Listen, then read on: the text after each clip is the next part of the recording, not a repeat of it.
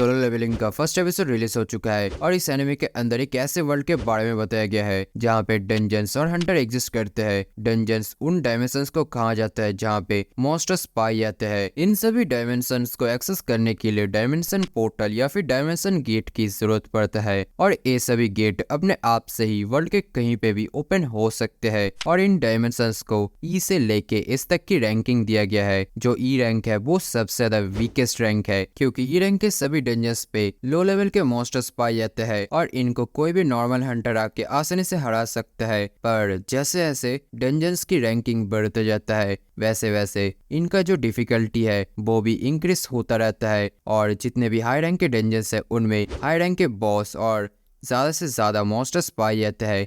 इसी वजह से नॉर्मली हंटर्स एक ग्रुप बना के इन डंजन्स को क्लियर करने के लिए जाते हैं क्योंकि कोई भी हंटर अकेले इन हाई रैंक के डंजन्स को क्लियर नहीं कर सकता। इसी वजह से हंटर्स एक ऐसा टीम बनाते हैं जिसमें कुछ लोग डिफेंस पे होते हैं तो वहीं पे कुछ लोग अटैक के लिए होते हैं और कुछ लोग तो हीलिंग के लिए होते हैं और ऐसे करके वो लोग टीम बना के डंजन्स के अंदर जाते हैं। अब तुम लोग सोच रहे होगे ये सभी हंटर्स अपने लाइफ को रिस्क में लेके क्यों इन डंजन्स के अंदर जाते हैं, तो इसके पीछे दो रीजन है। पहला रीजन, इन डंजन्स का एक रूल है, अगर कोई भी डंजन ओपन हुआ है तो उसे एक लिमिटेड टाइम के अंदर ही क्लियर करना ही पड़ेगा। अगर कोई भी पर्सन आके इन ओपन हुए डंजन्स को क्लियर नहीं करता है तो एक टाइम के बाद उनके अंदर रहने वाले मॉन्स्टर अपने आप से ही उन गेट्स का इस्तेमाल करके अर्थ पे आ सकते हैं और इन्हीं मॉन्स्टर्स को रोकने के लिए हंटर्स इन डंजन्स के अंदर जाते हैं। इसके अलावा जो दूसरा रीजन है वो है प्रॉफिट। हंटर्स जब भी किसी भी डंजन को क्लियर करते हैं तो उनको काफी ज्यादा इसके बदले पैसा मिलता है। और सिर्फ यही नहीं, हंटर्स जब भी डंजन के अंदर जाके किसी भी मॉन्स्टर को मारते हैं तो उन्हें उन मॉन्स्टर्स से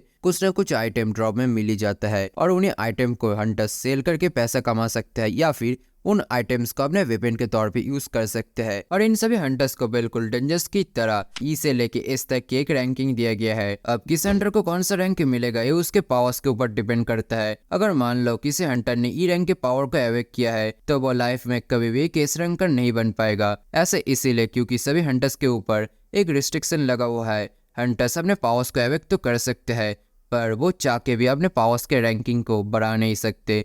इसी वजह से कोई भी हंटर ई से इस रैंक पे नहीं जा सकता। और पूरे सोलो लेवलिंग के वर्ल्ड पे अगर कोई वीकेस्ट हंटर है तो वो और कोई नहीं, मेन कैरेक्टर जीनू ही है। मेन कैरेक्टर जीनू को इतने ज्यादा वीक हंटर इसी वजह से कहा जाता है क्योंकि ये बंदा ई रैंक के डंजन पे भी जाके पिट के आता है, इसी वजह से इसको सबसे ज्यादा वीक माना जाता है। पर जीनू ई रैंक का हंटर होने के बावजूद भी एक दिन अपने टीम को लेके एक डी रैंक के डंजन पे जाता है जहाँ पे वो लोग उस डी रैंक के डंजन को आसानी से कंप्लीट तो कर लेते हैं पर इसको कंप्लीट करने के बाद इनको एक सीक्रेट डंजन मिलता है और जीनू इस डंजन के अंदर जाने का डिसीजन लेता है और उसका लिया हुआ ये डिसीजन बिल्कुल सही भी था और गलत भी था। गलत इसी वजह से था क्योंकि इस डंजन के अंदर जाने के बाद जीनू अपने टीम के काफी सारे मेंबर्स को खो देता है और सिर्फ ही नहीं, जीनू के लिए हुए इस डिसीजन की वजह से वो ऑलमोस्ट मर ही चुका था। पर इसके बावजूद भी अगर देखा जाए तो जीनू का लिया हुआ डिसीजन ठीक भी था क्योंकि उसके इस डंजन के अंदर जाने के वजह से ही उसे नए पावर्स मिला था। अब जीनू को कौन सा नया पावर मिला और उसने कैसे इतने खतरनाक डंजन के अंदर सर्वाइव किया, अगर ये सब जानना है तो तुम्हें पूरा सीरीज देखना पड़ेगा।